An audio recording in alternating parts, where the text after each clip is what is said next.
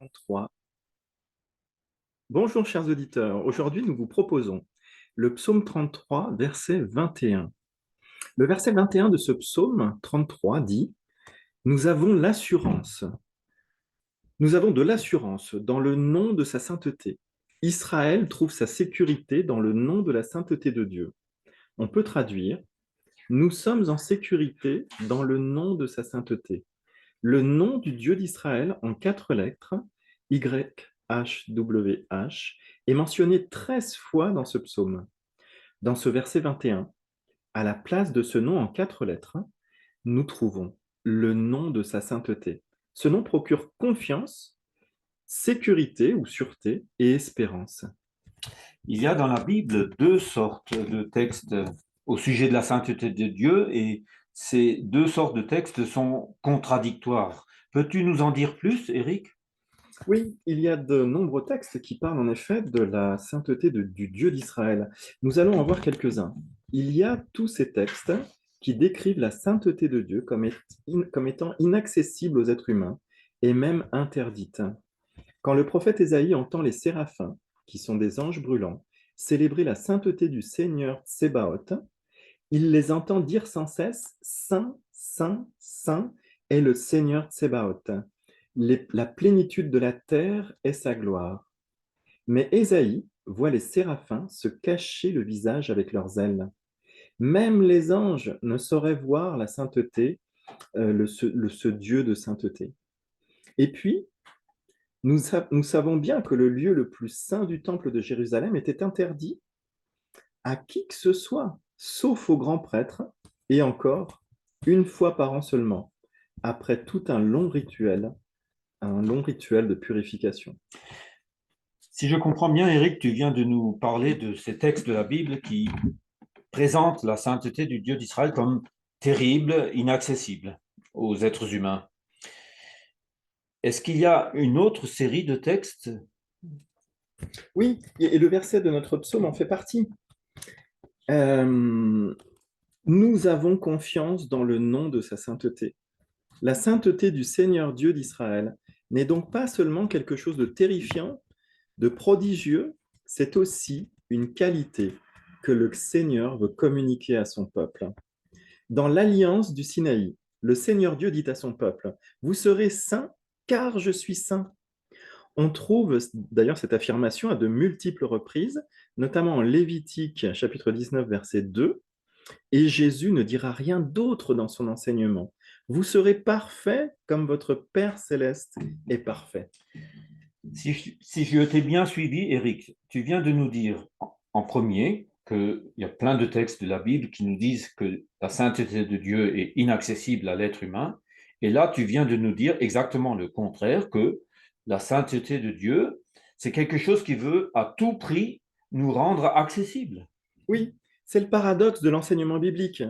Comme souvent, l'enseignement biblique est différent de ce qu'enseignent les religions traditionnelles. Dans les religions traditionnelles, le sacré nous est interdit d'accès. Point barre. Enfreindre la limite entre profane et sacré, c'est risquer la mort. La révélation de Dieu dans la Bible ajoute simplement: oui, Dieu est saint, oui, il y a une limite entre l'être humain et Dieu, mais Dieu s'est projeté dans sa créature, dans sa propre créature. Sa sainteté est inaccessible, il l'a rendue accessible dans l'alliance qu'il a faite avec Israël. En même temps, on voit dans l'histoire d'Israël que cette sainteté de Dieu présente au milieu de son peuple s'en est parfois aussi éloignée à cause des péchés de son peuple, des péchés d'idolâtrie surtout, qui, d'après les prophètes et d'après la loi, entraînent ipso facto aussi l'injustice entre les relations humaines. Idolâtrie égale injustice entre relations des êtres humains les uns avec les autres.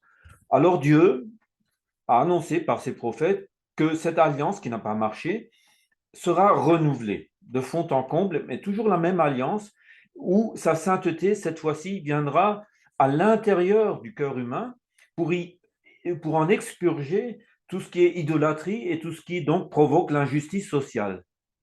Jésus synthétise en 2 mots cette transcendance absolue de la sainteté de Dieu et cette proximité de la sainteté tout au fond de l'être humain.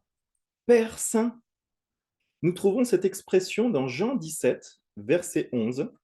Père exprime la proximité de Dieu. Nous sommes ses enfants. Saint exprime sa transcendance.